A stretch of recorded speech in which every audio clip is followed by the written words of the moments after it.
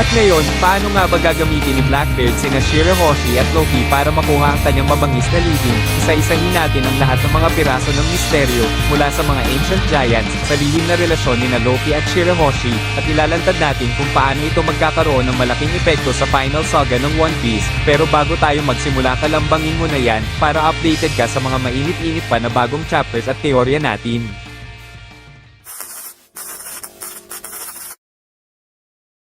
Kung mapapansin nyo, ang daming lumang misteryo na matagal nang hindi binabanggit, na gaya ng Davy Backbite, mga na-froze na giants, Florian Triangle at iba pa, mahigit 10 taon nang hindi na pag-uusapan, at ngayon, bigla silang naging mahalaga. Alam nyo kung bakit? Simple lang, malamang lahat ng ito ay patungo sa isang bagsak lang na paglantad. Simulan kagad natin sa nakaraang chapter, habang nagiinuman sina Herald at Neptune, nabanggit ni Neptune na malapit nang ipanganak ang anak niya, at nagbiro pa siyang baka pwede nang pakasalan siya ni Loki balang araw. Si Herald naman ay nagbigay ng palayaw kay Shirahoshi na mosa-mosa na sobrang interesting dahil sa One Piece, lahat ng pangalan at numero ay may kahulugan. Ang ibig sabihin ng mosa ay nangangahulugang Harry na direktang konektado kay Shirahoshi, na malamang ito ay ang nabanggit na kaibigan ni Loki, at sa tingin ko ay iisa lang sila, at ito ay maraming dahilan para ito ay kapani-paniwala.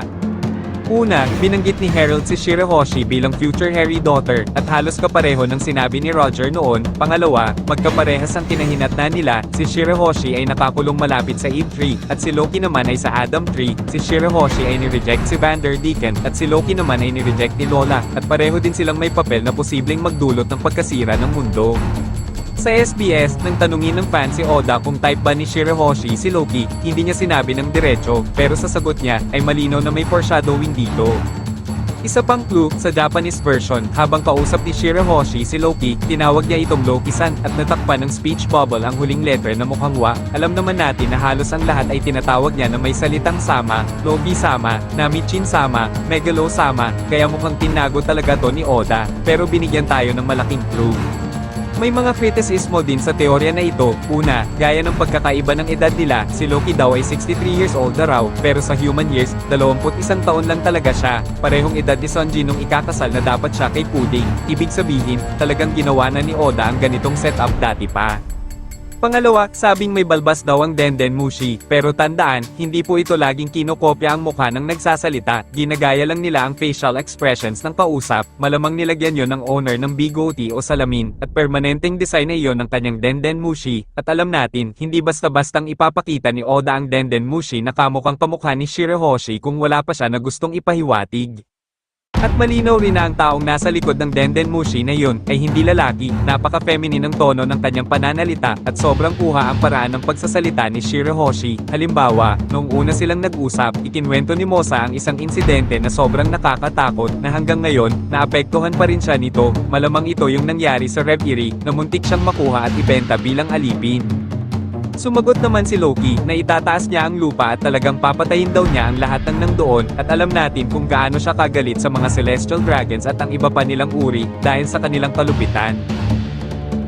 Ang pagkakakulong ni Shirahoshi sa kanyang silid at kakaunting contact sa labas ng mundo, ay nagpaniwala sa akin na somehow, nakipag-communicate si Loki gamit ang transponder snail, noong wala pa siya sa Elbaf bago pa siya hinuli at tinalo ni Shanks 6 na taon na ang nakalipas. Noong huling beses silang nag-usap, tinawag ni Mosa si Loki at sinabi na hindi muna siya makakapag-usap sa kanya, at nagpasalamat pa siya, na para bang huling pamamaalam na niya. Labis ang pagkabahala ni Loki, at parang nasa panganib si Mosa sa tunog niya. Sa ngayon, ang tanging taong naiisip ko na kayang gawin ito, ay si Blackbeard. Noong huli natin siyang nakita, papunta na siya upang makipagkita kay Caribou, na alam ang lokasyon ng dalawang ancient weapons, at isa na rito si Shirahoshi, na bilang Poseidon. Kung isa sa alang-alang din natin na nagawa ni Blackbeard na hulihin si Pudding sa teritoryo mismo ni Big Mom, na hulihin si Gecko, Moria at mismong si Garp din, malamang hindi magiging problema para sa mga Blackbeard pirates sa dakpin si Shirahoshi mula sa Fishman Island, at dahil wala nang makakaprotekta sa kanya laban sa kapangyarihan ni Blackbeard, maaari nating ipagpalagay na hawak na ni Blackbeard si Shirahoshi, isa sa ancient weapons. Sa nakaraang chapter, nakita natin ang reaksyon ni Loki nung nagkasakit si Ida. Una, pinatay niya ang isang giant, at pagkatapos, binasak at sinunog ang buong baryo nung nalaman niyang pinatay si Ida ng mga taga-baryo sa pamamagitan ng paglason. Ganito kumilos si Loki para sa mga minamahal niya, at sa ngayon, si Shirahoshi lang ang tanging kaibigan niya, lahat sa Elbaf ay galit sa kanya, kaya kung malaman ito ni Loki, sigurado akong susubukan ni Loki na iligtas ang kanyang nag-iisang kaibigan kahit ano paman. Kahit si Blackbeard ay anak ng iniidolo na hero ni Loki, ngayon, hindi ko iniisip na kusang tatanggihan ni Loki ang pagkampihan ni Luffy, at kumampi kay Blackbeard matapos mahuli si Shirahoshi. Pero malamang kailangan din ni Blackbeard si Loki, alam ni Terebo ang lokasyon ng Pluton, at si Loki lang din ang makakapag-activate nito, at ipapaliwanag ko ito kung bakit. Sa Chapter 1154, nalaman natin tungkol sa dalawang grupo ng higanti mula sa sinabi ni Jarol. Ang isang grupo ay ang Galila Giants, mga shipwrights na may dalang warhammers. Kahit na inakala ni Herald na kwento-kwento lang sila, kinumpirma ni Jarol na tunay silang umiiral. Sinabi niya na naglakbay sila at nagpadala ng mga liham pabalik sa Elbaf. Natanggap mismo ni Jarol ang kanilang huling liham na nagsasabing lahat sila ay nahuli. Noong Chapter 355, 20 taon na ang nakalipas, namangha si Frankie nung nakita niya ang blueprints ni Pluton at nagtataka kung paano kaya nakagawa ang isang tao ng ganito. Batay sa sinabi ni Rox D. Zebek, naniniwala ako na isang giant shipwright group tulad ng Galila ay kayang buuin ang Pluton. Isa pang interesting na punto ay si Iceberg, pinakamalapit na kaibigan ni Frankie, na nagbigay rin ng Pluton blueprints. Sa ngayon, isa pa itong clue na nag-uugnay sa Pluton at sa Galila Giants. Ito din ang dahilan kung bakit kailangan ni Roxy Herald para makontrol ang Galila Giants, kaya halos taon-taon niya itong inaanyayahan na sumama sa Rocks Pirates, pero ang tunay na makakakontrol sa mga Ancient Giants ay si Loki, hindi si Herald. Bakit si Loki ang nararapat ay dahil malamang patay na si Herald, buhay pa si Loki, at mukhang isa siya sa pinakamahalagang karakter sa Final Saga.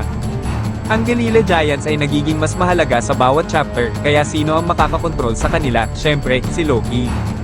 Para ma-activate ang Pluton, kailangan ng tatlong bagay, ang lokasyon ng Pluton, ang mga Ancient Giants para itayo ito, at isang tao, na sa kasong ito ay si Loki, para utusan ang mga Giants na iyon.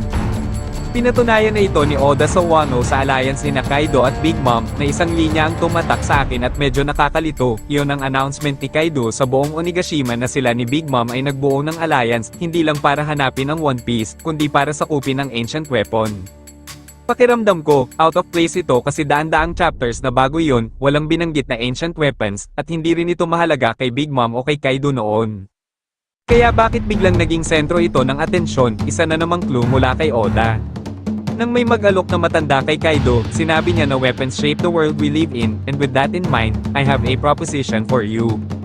Siguradong alam ni Kaido na nasa Wano ang Pluton, at si Big Mom naman ay gusto niya palagi ang kapangyarihan ng mga Giants, kaya siya nagalit nung ayaw ni Lola na pakasalan si Loki, kaya kung magsama-sama sila, pwede nilang makuha ang isa sa ancient weapons. Si Zunisha rin ay dumating sa Wano, at ano ba ang purpose ng pagdating niya, para sundin lang ba ang utos ni Momonosuke at para masaksihan ang pagbabalik ni Joy Boy? Malamang hindi, dumating si Zunisha sa Wano dahil inakala niya na mabubuksan na ang borders, pero umalis siya nang magdesisyon si Momo na hindi pa ito ang panahon. Kapag nabuksan ng borders, mapapalaya ang Pluton at kung makuha ni Blackbeard ang tatlo, ang Ancient Giants, si Loki, at ang lokasyon, na hawak na niya, makukuha na din niya ang pangalawang ancient weapon. Pero paano nga ba niya mapipilit si Loki na tumulong? Sigurado akong gagamitin ni Blackbeard si Shirahoshi bilang isang hostage at paglaruin siya ng Davy Backfight para i-recruit si Loki. Hindi basta comedy lang ang arc na to, foreshadowing ito, maaga itong inihanda ni Oda bilang setup para sa mas seryosong pangyayari sa Final Saga, isa itong delikadong laro kung saan pinagsusugal ng mga pirata ang kanilang crew members. At pagkatapos ng 20 taon, nakita natin ang parehong laro sa flashback ni Rox D. Zebek, hindi inihanda yon ni Oda para sa walang kwentang bagay, preview ito ng madilim na bersyon, at involved dito ang Blackbeard Pirates, si Loki, at malamang pati ang Straw Hats. Ngayon, ano ba ang pwedeng tumigil sa plano ni Blackbeard kung hawak na niya ang lahat ng keys para sa Pluton? Ang sagot, malamang, si Kuzan, at sa tingin ko, natuklasan ko na ang totoong dahilan kung bakit kasama pa rin si Kuzan sa Blackbeard Pirates. Malinaw na ipinaalam ni Oda na may plano si Kuzan sa laban niya kay Garp, hindi lang basta iniisip ni Kuzan na hindi pa tamang panahon para tradeorin ang Blackbeard Pirates habang lumalaban kay Garp. Isa si Garp sa pinakamalapit niyang kaibigan, mentor niya, at dahilan kung bakit siya naging admiral at kasing lakas niya ngayon. Nakita rin natin kung gaano siya nalungkot matapos i-freeze niya ang kanyang mentor. Madali lang sanang talunin ni Garp at Kuzan ang lahat sa isla at kunin ang teritoryo, pero hindi niya ginawa. Hindi lang basta nakikisama si Kuzan sa Blackbeard Pirates, may plano din siya at naghihintay ng tamang panahon. Ang pagtatraidor sa kanila sa Hachinosu ay nangangailangan ng sakripisyo na higit pa sa kay Garp, at ano ba ang mas mahalaga kaysa kay Garp para kay Kuzan? Malamang, isa itong malaking bagay. Napaisip ka na ba kung bakit bumalik si Kuzan sa Punk Hazard? Malamang iyon ang huling lugar na gusto niyang balikan. Natalo siya kay Akainu doon, at napilitan siyang iwan ng Marines at nawalan ng paa. Hindi siya pumunta lang doon para lang kay Caesar o para iligtas si Smoker. Oo, sinabi niya kay Smoker na pupunta siya para makita siya, pero malinaw na kasinungalingan iyon. Pinag-usapan niya ang world government at mga bagay na pwede niyang gawin kahit wala ang Navy, at nung umalis siya, sinabi niya kay Smoker na huwag ipagsabi sa iba. Sa chapter 699, makikita pa ang shadow ni Imo na reflected sa glasses ni Kuzan. Kung nakita mo ang panel na iyon, alam mo kung paano gustong mag-foreshadow ni Oda ng malalaking pangyayari gamit lang ang maliliit na detalye. Ang dahilan kung bakit hindi pa niya kayang traidorin ang Blackbeard Pirates at iligtas si Garp ay dahil para sa pagtupad ng tunay niyang layunin na makakapagligtas siya ng mas marami pang tao kaysa kay Garp lang, kahit na pinakamalapit niya itong kaibigan. Malinaw na may ibang layunin siya nung pumunta sa Punk Hazard, at ang tanging paliwanag na may sense ay ang mga nagyayelong giants. At marahil pinoprotektahan niya ang lugar. Syempre, hindi niya sasabihin kay Blackbeard ang tungkol dito, pero gagawin niya ang lahat para pigilan itong malaman ang sikreto nito. Maaalalang natalo siya sa laban, at ilang araw din ang laban ni Kuzan at Akainu. Sa huli, natalo siya. Pero paano kung sabay niyang pinoprotektahan ang lugar ng Giants mula sa magma ni Akainu? Syempre, teorya lamang ang mga ito, pero para sa akin, may punto din itong ideya. At iyon lang para sa ngayon. Ano sa palagay nyo? I-comment sa ibaba. Salamat sa panonood. Hanggang sa muli.